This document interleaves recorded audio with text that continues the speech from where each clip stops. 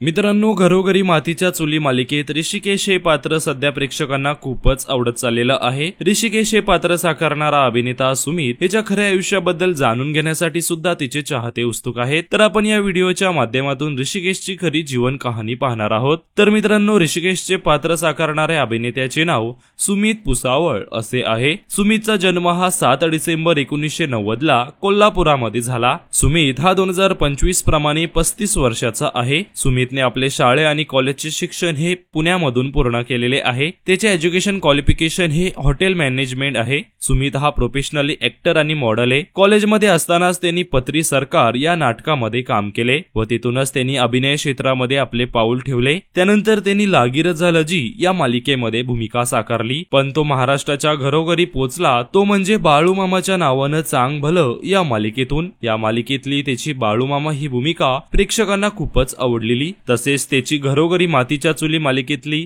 ऋषिकेश ही भूमिका सुद्धा प्रेक्षकांना खूपच आवडत आहे। सुमित हा खऱ्या आयुष्यामध्ये विवाहित असून त्याच्या पत्नीचे नाव मोनिका महाजन असे आहे। ऋषिकेश हा एका एपिसोड साठी 35 ते 40 हजार रुपये इतके मानधन घेत असल्याची माहिती आहे। तर मित्रांनो, तुम्हाला अभिनेता सुमित पुसावळ हा आवडतो का हे आम्हाला कमेंट्स मध्ये नक्कीच सांगा।